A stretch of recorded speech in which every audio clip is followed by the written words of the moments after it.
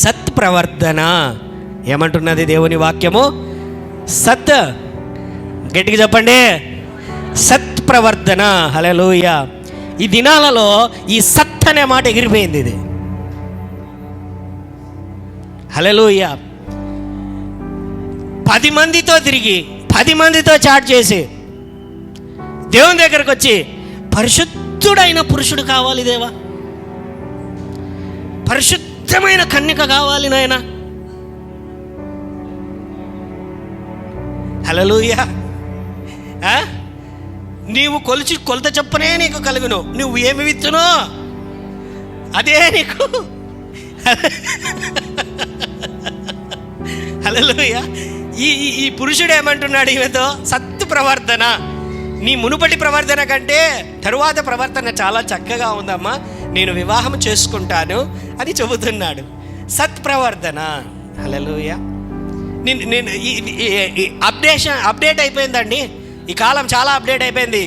30 ఏళ్ళ కిందట ఏమనేవాళ్ళు అంటే, అటు 7 తరాలు ఇటు 7 తరాలు చూడాలి అనేవాళ్ళు. ఎన్ని తరాలు? అటు 7. ఒక 10 ఏళ్ళ కిందట కుటుంబం బాగుంటే చాలే నాయన. ఈ పక్క కుటుంబము, ఆ పక్క కుటుంబము. ఇప్పుడు రన్ అవుతున్న ట్రెండ్ ఏంటో తెలుసా? ఇప్పుడు ప్రజెంట్ అమ్మాయి బాగుంటే చాలే, అబ్బాయి బాగుంటే చాలే. వాళ్ళ అమ్మ నాయన ఎట్లుంటే ఏముంది, వీళ్ళ అమ్మ నాయన ఎట్లుంటే ఏముందో. హల్లెలూయా. హల్లెలూయా. ఫారిన్ కల్చర్ ఎట్లుందో తెలుసా? ఇండియా కల్చర్ ఇట్లుంది, ఈ అమ్మాయి బాగుంటే చాలు, అబ్బాయి బాగుంటే చాలు. ఫారిన్ కల్చర్ ఎట్లుందో తెలుసా ఇప్పుడు? హల్లెలూయా. పెళ్ళైన తర్వాత పెళ్ళి కాకముందు ఎట్లుంటే ఏముందిలే. ఫారిన్లో పెళ్ళి కాకముందు ఎట్లుంటే ఏముందిలే, పెళ్ళి అయిన తర్వాత నమ్మకంగా ఉంటే చాలంట. హల్లెలూయా. yes it is running, జరుగుతుంది. గుర్తుపెట్టుకోండి నా మాట. ఇంకొక 10-20 సంవత్సరాలలో ఏం జరుగుతుందో తెలుసా? పెళ్ళైనటువంటి తర్వాత అన్ని చోట్ల ఒక తర్వాత కల్చర్ వచ్చేస్తుంది. వీడు ఒక 5 మందితో ఉన్నాడు, ఆ అమ్మాయి ఒకరితోనే ఉంది.